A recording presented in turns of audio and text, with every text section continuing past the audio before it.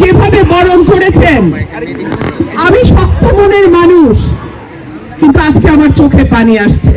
আমার সরাইল আশুগঞ্জের মানুষ আমার প্রতি যে ভালোবাসা, যে আস্থা, যে বিশ্বাস আপনারা রেখেছেন, আমি আল্লাহর কাছে শুধু একটা দোয়া করি, আল্লাহ এই বিশ্বাসের মর্যাদা দেওয়ার ক্ষমতা তুমি আমাকে দিও।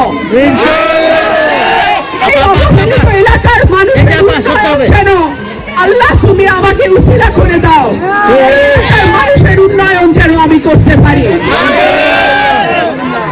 প্রিয় ভাইরা আমার, সারা বাংলাদেশে যতগুলো উপজেলা আছে তার মধ্যে সরাইল এবং আশুগঞ্জ এত অবহেলিত উপজেলা আমি আর কোনো উপজেলায় দেখি নাই।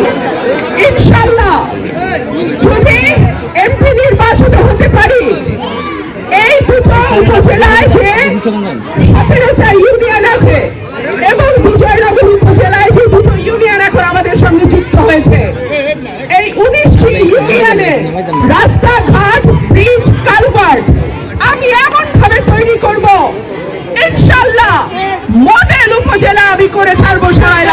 প্রিয় ভাইরা আমার, হাসপাতাল বলেন, সরকারি স্বাস্থ্যকেন্দ্র বলেন, সরকারি স্কুল কলেজ মাদ্রাসা বলেন, কোনখানে উন্নয়নের কোনো ছোঁয়া লাগে নাই। আমাদের রাস্তাঘাটের যেমন বেহাল দশা, সরকারি স্বাস্থ্য সেবারও তেমন বেহাল দশা।